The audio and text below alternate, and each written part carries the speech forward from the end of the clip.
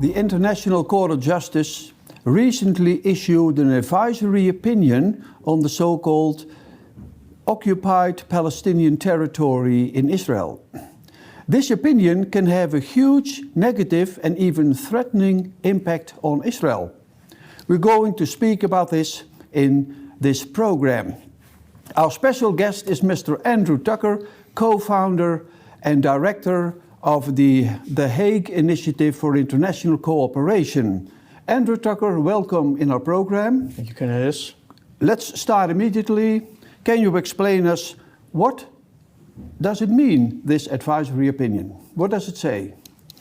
Cornelius, this advisory opinion is highly problematic. We have an opinion by the highest judges in the world, the highest in the UN system, who have made a document which says that Israel has no rights whatsoever in the core mountainous areas of what is known as Palestine. Israel must withdraw from those territories they call the occupied Palestinian territory, as it's known in the UN, and all settlers must be evacuated.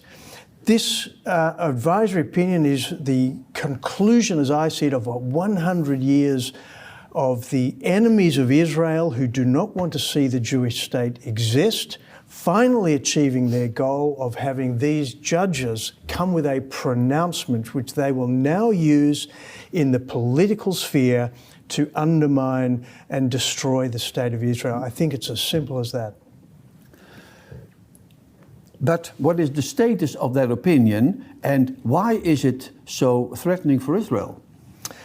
Well, this is an advisory opinion. The court is a UN body. It has two functions. It can decide on disputes between states. If states bring a dispute to the court, that is not what's happening here. It can give an opinion to a UN organ. In this case, it was the General Assembly that put two questions to the court in 2022. They were biased and selective questions because they were written and drafted by the Palestinian delegation plus 87 member states who voted for it, less than half of the UN member states. They've been working towards this for the last decades. It was 87 states ganging up against one member state to ask the court to look only at the state of Israel's violations of international law. Not one moment has the court looked at Palestinian violations of international law or violations by any other state, just Israel in this case. So the microscope is on Israel, and the court received submissions, written submissions, oral presentations from 52 of these 87 member states, plus a few states who were opposing these proceedings. But highly problematic, we have three international organizations who were also in court. The Organization of Islamic Cooperation, the OIC, the League of Arab States and the African Union.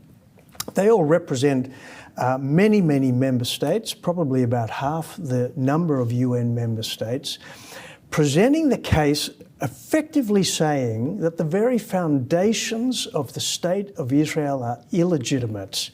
I think it's terribly important to understand this point.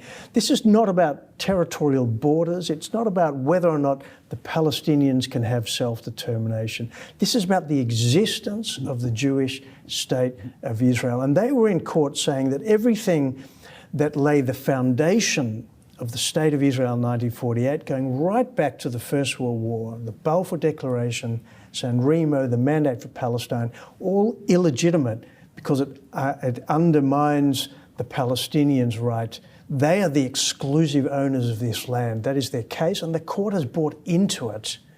So its opinion, in my view, is very one-sided and selective. It's important to note, only 11 of the 15 judges supported the opinion in its totality. It means that 4 judges, Sebatindi, the Ugandan, plus 3 together, Tomka, Abraham and Arescu, important judges from European countries, said the court has got it wrong. The court has got it wrong. They're very clear about that, legally and factually.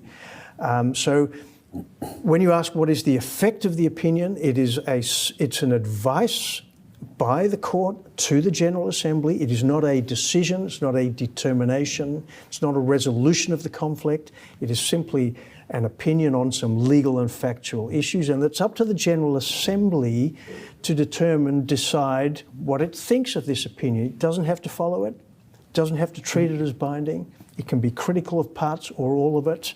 It's up to every UN member state to critically analyse this opinion and not take it at face value. One might think, and also member states might think, that it can have impact that the court was not unanimous. Yeah, absolutely. It's very important. I mean, the court's never or very rarely unanimous, so that's the way this court works. But again, very important to so this was not a case. Israel was not a party to the proceedings, and you can be critical of Israel for that, but they had every right not to be participating.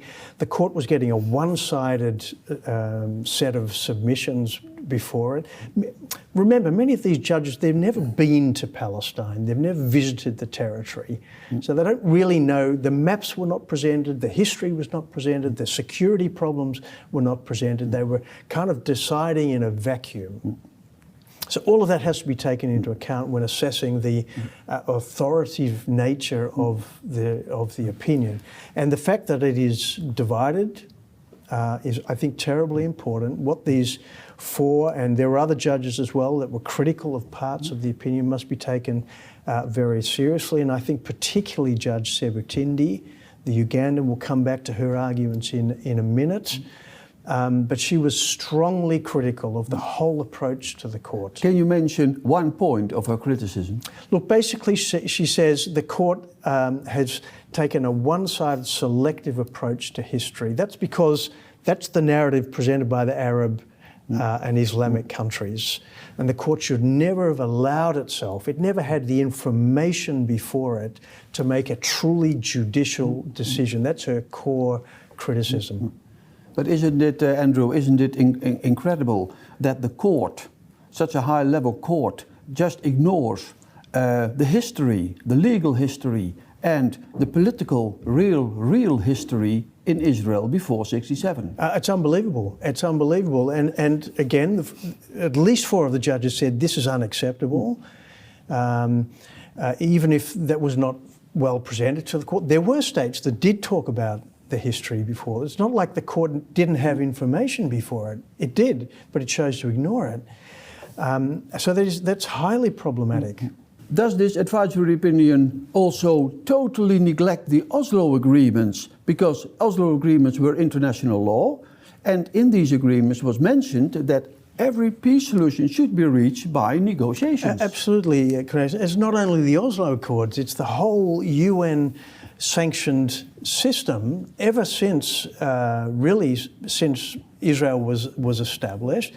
It's been agreed and determined that the only way to reach a compromise for these competing claims and interests is through negotiations and not through one-sided measures. The Palestinians have come here to the court to obtain a one-sided determination in their view.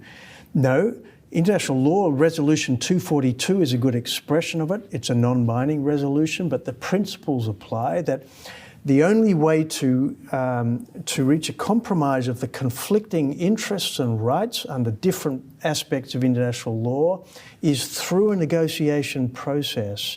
And the Oslo agreements came out of that. The Madrid Conference in 1991 laid the foundation.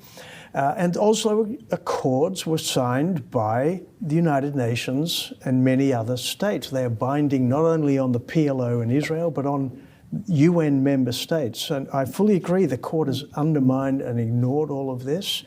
And I think this is a fundamental point when we're talking about the opinion. One of the reasons why we shouldn't be adopting it is because it's undermining the possibility of compromise and agreement. There will only be peace in the region when the Palestinians and Israel and the Jewish people are able to live together in harmony. And this is creating conflict rather than resolving it. What do you think will happen when the United Nations General Assembly will speak about this in September? Well, this is where it gets very, very dangerous. Again, there are three problems with this opinion. It's biased, it's dangerous, and it's wrong, right? But when it comes to the General Assembly, it becomes political. And states are going to vote whether they think it's good or bad. They're going to vote for it or against it. And many will vote for it because this is their kind of ideology. So the possibility and maybe even the likelihood is that a majority of member states are going to say, we accept this opinion. Now, what the court has said is not only must Israel remove itself from these territories, its military and civilians, other member states are obliged under international law to make sure this happens. And the UN must make sure it happens. So we're talking about sanctions, we're talking about divestment, we're talking about boycotts of Israel. A state like the Netherlands is going to be under enormous pressure to remove and cut all ties with Israel. It's not just about the territories, it's not just about support for activities in the territories. What this opinion is now saying, if it's accepted, is that Israel is such a foundational violator of international law that it must be sanctioned until it complies with the requirement to unilaterally withdraw itself, which Israel will never, ever do. Certainly not after October the 7th. What could be the impact when everything will happen, as you say? What could be the impact for member states, churches, pro-Israel organizations, pro-Israel political parties, and all other institutions? What can be the impact? Well, the result of this, again, is to say that what the opinion is saying is the law requires sanctions to be imposed on Israel until it complies. So you can be pro-Israel, you can take whatever position you want, but this is saying the government, if the government decides that it must follow international law and it regards this as being a correct evaluation of international law, then the government of the Netherlands or any other state is going to say, well, we have to, whether the UN decides or not, we have to implement this opinion. So there will be all kinds of groups pressurizing the governments now to unilaterally impose sanctions on Israel, to cut all ties. We're talking about universities, commercial ties, political ties, until Israel complies. This is huge. This is really fundamental, and it's a deep attack on the very existence of the Jewish state of Israel. So, member states should vote against these negative resolutions. Yeah. I believe so. Again, not every word in the opinion is wrong, but the conclusions are definitely wrong. As I said, there's three main problems. It's biased, it's dangerous, and it's wrong historically and legally. And there are a number of arguments that we can look at under each of those heads. Judge Sebetindi, I think, has brilliantly analysed it and summarised all of those. I can just mention a few of them. But basically, she says this is a gross violation of the sovereignty of a UN member state. Israel, whether you like it or not, came into existence in 1948, didn't come out of nowhere. It came out of the Mandate for Palestine, which was the right of the Jewish people to a national homeland in Palestine, including Judea and Samaria and Jerusalem. The court is sweeping that aside. That's unacceptable. And the mandate was international law. It was definitely international law. Established by the League of Nations. Absolutely. It's a treaty that was binding under international law, and the court has simply ignored this. It doesn't even refer to the fact that the mandate required the establishment of a Jewish homeland. So this is why it's deeply wrong. It looks at history as if the history of the territory started in 1967. Israel suddenly occupied territory that belonged to the Palestinians. There's no legal analysis of why they think this belongs to the Palestinians. And if they're legal analysis is right, then the logic would say, well, all of Israel belongs to the Palestinians. That's why I think this is so dangerous. It ignores, moreover, the whole context within which this conflict is taking place. The role of Iran, the role of Islamic extremist jihad terrorism in the region, the problems of what happened in the Gaza Strip, the fact that Iran and others are deeply embedded in the West Bank. The court doesn't mention any of these things. It was not presented to the courts because the process was so biased and selective. So we have a kind of statements by the courts which are devoid of reality, really. If Israel were to withdraw unilaterally from the West Bank, what is going to happen, Cornelis? It will be the same as happened in Gaza in 2005. Hamas will take power, or worse, Palestinian Islamic Jihad, the other groups. Iran will have free rein to take control. And this is not going to be a peace-loving state, a democratic state next to Israel. This is going to be a violently aggressive state which is intended to destroy the state of Israel. And the court has taken none of that into account. So, Andrew, we cannot underestimate the effect and the impact of a possible negative resolution by the United Nations General Assembly. This is a really important moment in history, Cornelis. We are coming up to a moment. The General Assembly has no power, right? It's a political body, has no legislative power. It cannot make binding decisions. Nevertheless, a resolution along these lines will lead to a whole raft of actions against Israel, and this growing anti-Semitism and the growing push to undermine Zionism and the existence of the Jewish people. So I believe we have a fundamentally important window of opportunity to be talking about this and to understand why this is so fundamentally problematic.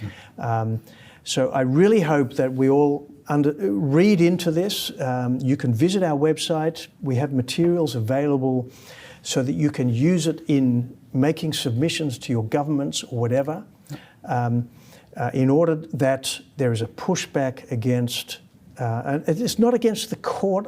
We're not criticising the judges individually, although I think there are some judges who are deeply biased, particularly the president, Lebanese former diplomat, very anti-Israel.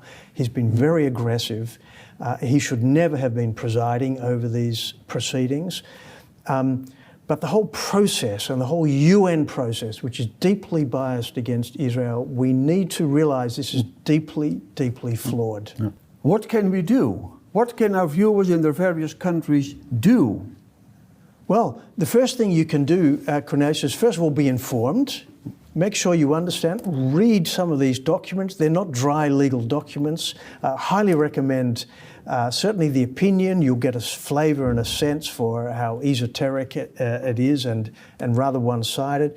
The dissenting opinion of Judge Julia Sebutindi, a brilliant piece of work. It explains the history and the legal principles, I think in very clear language. You can download it from the ICJ website.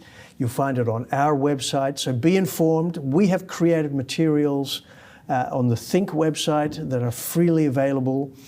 Very shortly, we'll have a briefing paper which you can use to send to your members of parliament, to your government. It explains the reasons why states should be very critical of this advisory opinion and what the possibilities are in voting in the UN in September.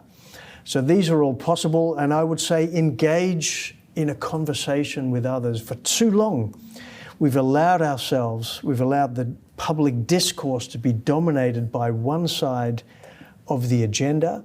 And Israel has not been good at it, and others have also not been good at it, as putting the true historical and legal narrative. And I encourage everybody to engage in that. Well, Andrew Tucker of the Hague Initiative for International Cooperation, thank you very much for this very informative and important information. And dear viewers, let's pray. It's so important to pray for Israel, to pray for the international, for the United Nations General Assembly, in September, continue praying, not only today, continue praying until the end of September. It's very important. And spread this information, this video. Spread the information also from the website of thinc on your social media platforms and inform the people. And contact your politicians in your country, contact your governments and give them all these necessary information, because what's going to happen in the United Nations General Assembly in September is very important and could be very, very threatening.